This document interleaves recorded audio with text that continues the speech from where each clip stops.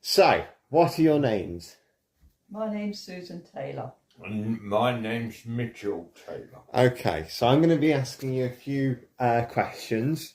We're going to start off with the first one being, do you think you've lived a life true to yourself? Yes, I do. You do? So, why is that? Because my personality and my way that I am hasn't changed in all these years. What about you, Grandad? Yes, I am not stressed by anything except. So you've done, like, your life, you've done everything you've wanted to. No, I've not done everything I've wanted to. But, like, you've lived the life you've wanted to live. I've lived the life that the life has given me. Yes. What about you, Grandad? I've lived a life happy. Good, good. All right, the second question is, what was school life like for you? I enjoyed it till the age of 13. Then I hated it. Did you? Why? Because the teachers were horrible. They only cared about people who went to Rothley. They weren't bothered about us that came from a council estate. Right. And like the teacher said, you can take your ties off if you can wear a cravat. Right. And nobody in the history of anybody had ever wore a cravat, ever. They were that out of touch. Oh, good. But you enjoyed history, didn't you? Like certain subjects like history. I enjoyed history. I hated rugby. I got the world record at cricket, and the teacher went off to do an interview with the headmaster and totally ignored the score I'd got. Oh dear. So nobody knew I'd beat the world record. Yeah. What about you, Nanny, then? What was school life like for you? I enjoyed school till my parents emigrated to Canada. When I was at school in the area that I lived, I had a chance of having a career. When my parents emigrated to Canada, I then became the bottom of the class, didn't know any of the lessons. I emigrated in the month of February, so the terms were quite 3/4 of the way through, I would say. So from being in streams to be doing O-levels, I then became a person that had no idea when sitting in class of what any lesson was about. So it was just a shock, like, everything had changed and... Everything had changed. Yeah. And the system was in Canada that if you didn't get your results, you would stay in the year below. And to take subjects that you've never taken before and be expected to pass the exams to stay up was very, very stressful. So it was like a big curveball for you when you... Very big curveball, and that affected my future life. Yeah. Because I was then, by the time I came back to England, I had no results, so could not pursue a career, which I wanted to do nursing. But by that time, I came back, lived with my grandma, and had to go out and earn money and pay board. Yeah. Well, moving on to question 3 is, this one's a nice one. How did you both meet?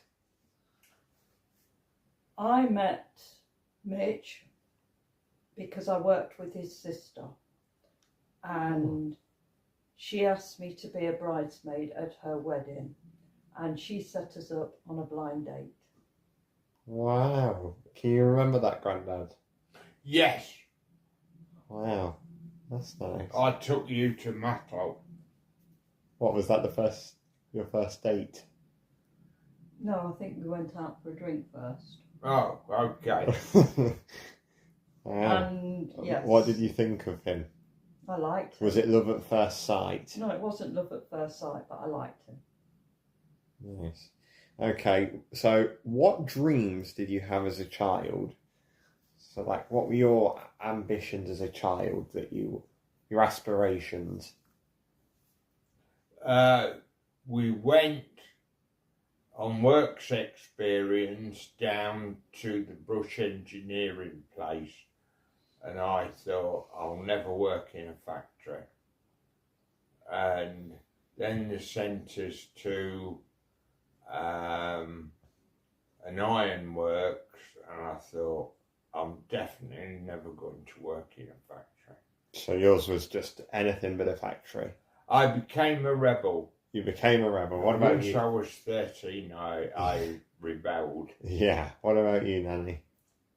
I had hopes and dreams of having a life, I think, similar to my parents, but better. Well, that's good. My parents were very hard working, but it was a working life, and they never were going to be rich. No. Well, good answer. All right. So, what was your first job? Is the next question. My first job was Yeah. working in a factory. Was it? It What was. What was it doing? It was linking, Which is? like a knitting, Oh, working a machine. yeah. What about you, Grandad? What was your first job?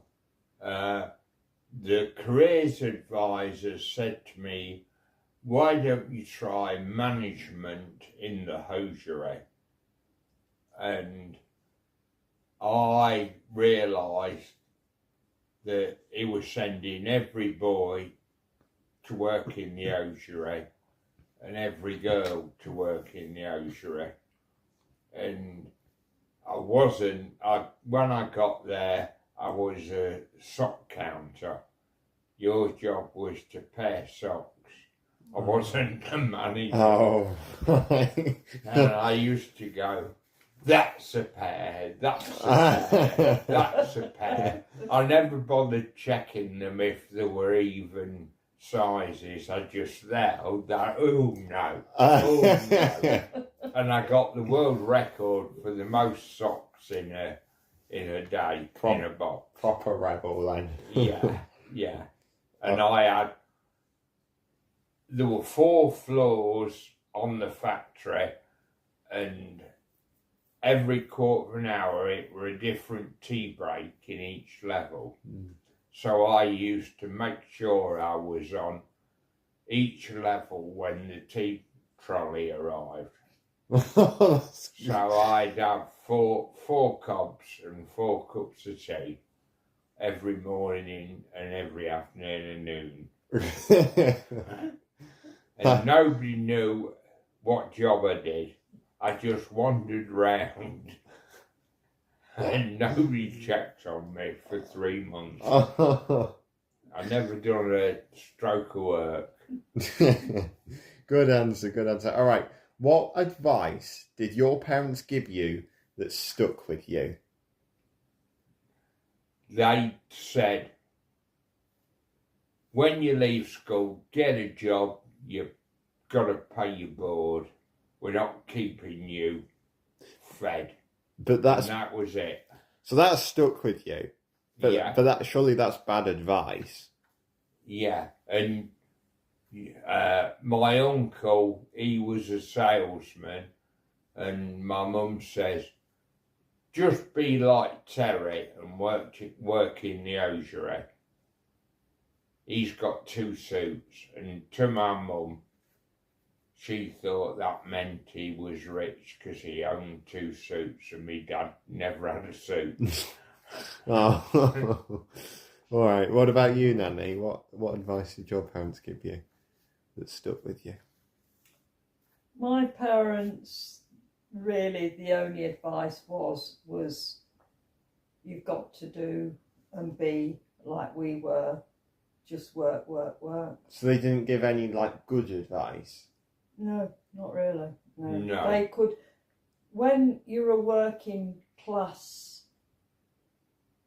parent and your parents have been working class, and both my parents were the youngest of working class parents, so their brothers and sisters had gone into trades, so they could not see any far-reaching avenues to be explored, but to be in factory work Yeah. and to earn a living. Right. Well, that's a good answer. Yeah. All right then. So, well, the next question is, what big world events do you remember most? The world event. The event I remember most as a child was when Princess Diana came in a helicopter and landed on the playing fields. Oh, really? And came out of the helicopter and came round everybody on the field, the crowds in the field. Wait, and you were there? Yes. Wow. So you saw her? Yes. Wow. Remember like the Cold War or anything? Yes, Any big when ones? I first started work, the Israeli war had just started, and the people at work were saying we'll all have to go in the army and fight for the Arabs, and there'll be a nuclear war. And I thought, ooh. That scared you a little bit. I thought, well, I won't. You're 'Cause I'm a rebel. You're a rebel. Yeah, I won't join up. That's brilliant. That's good. All right. Well, moving on to the next question. How was your daily life different when you were young compared to how young lives are now? Houses are warmer. When we were young, there was no central heating, no double glazing, no carpets, and you classed your dad as, who's that horrible man who puts all potato peeling on the fire and you're all freezing? Because you never seen your dad. He'd come home from work at 6. Yeah. And that was it. He'd just put potato peelings on the fire. And I thought, well, I hate him. Yeah. And that's all I can remember of my dad, putting potato peelings on the fire. You had blankets though, didn't you, to keep you warm and stuff? Yeah, there were no, what they're called, eider-downs. Duvets. There were no duvets. And hot water bottles were made of pot. Right. So it was uncomfortable. And in the morning they were ice cold. Yeah. Yeah. And you never stayed in your bedroom. No. When you went upstairs, the children of today, You could see all the... Yes. There'd be ice on your windows. Yeah, but and you would never have a friend round and say, do you want to come up into my bedroom and play? Because there was nothing in your bedroom. Your friends had to knock the back door and shout, well, they'd call me Michael again, is Michael in? And my mum would say, don't let him in, I ain't feeding them. Well, yeah, I suppose if... But you didn't have friends. There was no reason for a friend to come in your house because there was nothing in the house. There was nothing in your bedroom, nothing to go upstairs for. It was a cold room with the blankets. You had that, but we had one fire, a coal fire, and we all used to sit huddled around the fire. And that's why when we were growing up, you'd have red circles on your legs where the fire was burning. Yeah. So you had it a lot harder back in those days then. And also we had jobs. I was only probably 10. Make the fire. When Yeah. I got home from school, my mum would be at work, so I'd have to rake the ashes out of the fire, the coal fire, set the fire. It's like your chores. Yeah, my chores. Peel the potatoes, Hmm. get the dinner, the vegetables ready, do my paper round as well. I did. But don't you think? Do you think like kids nowadays has gotten over a limit so that they've got it too easy? I think the family, to a certain extent, family values have gone. We used to play out and had far more freedom than the children have nowadays. Oh, do you think? Yes, I think we went out and you were not afraid of anything. You weren't afraid to be on the Oh, park right. till late. Yeah. You weren't afraid to walk the streets. You could virtually go anywhere. Everybody knew you, knew of you, sort of thing. You'd got your neighbours and you had freedom, more freedom. Now you've got materialistic things that have taken over that. But then on saying that, the children and the young adults now are far more knowledgeable than we were at that age. We had no technology whatsoever. The television only had 3 channels. You had nothing. You read a book. You had games or jigsaws, but you had nothing technical whatsoever. That's a really good answer.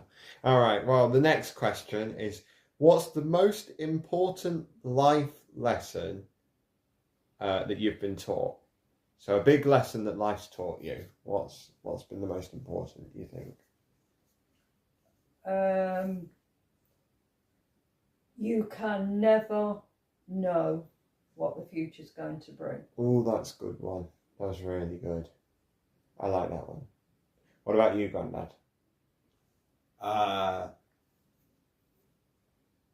When I started work, I was a goody-goody, and then I worked with a man who was bad, and he'd go, "Oh, they won't know if we're doing this or not." So I thought, you're right, we won't do it. So life taught you to do what you want and live on your own terms. Yeah. Yeah. Yeah. You're bad. Yeah. That's a good answer as well. I really like that one. All right, moving on. So we've got the next question is, if you could go back, would you do anything differently in your life? Yes. What?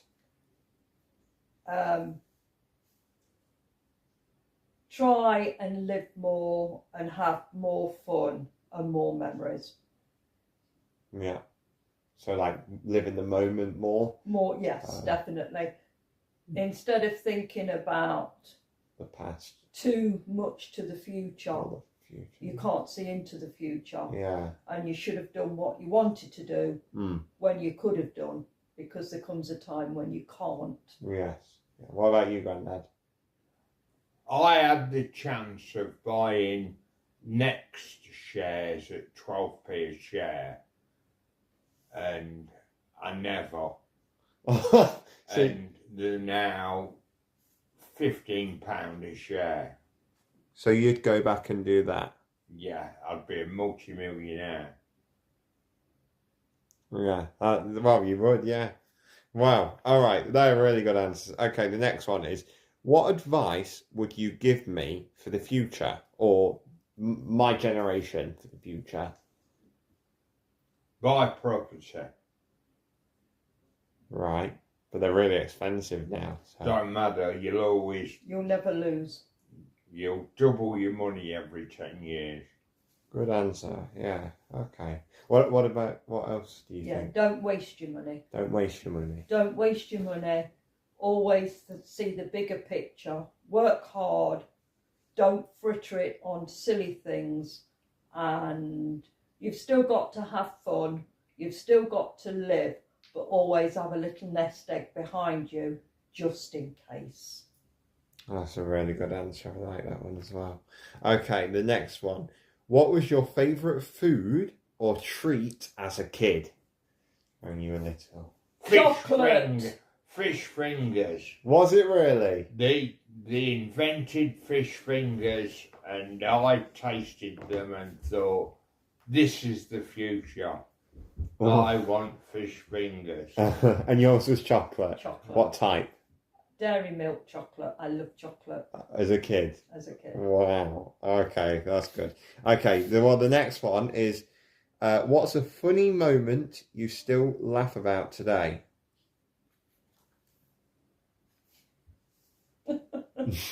Any moment. What's a funny one that you... Sue sneezing always makes me smile because she goes, tissue. Is there like a specific moment? Grandad has this tendency to either put wrong colour shoes on and go out, or simply putting somebody else's shoes on and going out. And completely being unaware that they're not his shoes, or Crocs, or any type of shoes, and can be out in a public place with one brown one on and one blue one. And we've had to come home from a night out when I've looked down at his feet and he's got the wrong shoes on. Oh. I like that one. All right, we'll leave it at that. So the next one is, did you have a favourite book or movie as a kid? I liked all of Enid Blyton books. I liked all of them, from the Secret Seven to the Adventures. I like all Enid Blyton, and they were my favourite. My favourite film would be Sound of Music, because it's an uplifting film as a child. What about yours, Grandad? I didn't like The Sound of Music. My sister had the LP and she played it endlessly. I knew every word, and The Lonely Goat Herdsman. Oh no, I hated it. What was your favourite then? The Beano. What was that? Comic. Comic. Like So that's comic. like your favourite Yeah, he Like, likes yeah. comics. thing to read. What about your favourite film? What was it? Good, Bad and the Ugly. Oh, Clint Eastwood. yeah. Okay. Well, we're now on question 15. Right. So the last question is, what is your favourite thing about being a grandparent? Giving them the children back when they go. I go, you don't live here, go home. But so that's your favourite thing. Yeah. Okay, what's yours, Danny? My favourite thing is to love them, care for them, listen to them, and be part of their lives, and watch them grow and develop, and just to find enjoyment every time I see them or hear them. So, let's just circle quickly back around to Grandad's. What else is your favourite thing about being a granddad? What's your You were a fun granddad. I can't believe you said that. What's your favourite thing about being a granddad? Telling Jamie when he goes in the nettles, oh, that'll hurt. And he goes, I want my mummy, I want my mummy. Then telling him the statues at the park were giants, and he'd believe you. So you like making stories sort of for your grandchildren, really, Yeah. don't you? And the little house at Abbey Park's got dwarfs in it. They're going to get you. And You were a fun granddad. Very, very much fun granddad. Yeah. And what Nanny says, Grandad will always say, oh, they're all right. No, they can have it. Yeah. They can have it. Yeah. Well, that's this interview over, really. Is there any last things you want to say? for just anything? We would say that we are very proud of our grandchildren. We're very proud of our children. We've always tried to do the best that we can for them, from being children to adults. We've given advice, whether it's been taken or not, and we've always tried to help and to be there. And that's all I can say on that. Anything else to add, Grandad? Well, yeah, we always said there's nothing stopping you being whatever you want to be. That's an amazing ending. Wow, thank you for this interview. And yeah, there was really good answers to the questions. Was it okay? Yeah, it was brilliant. Okay.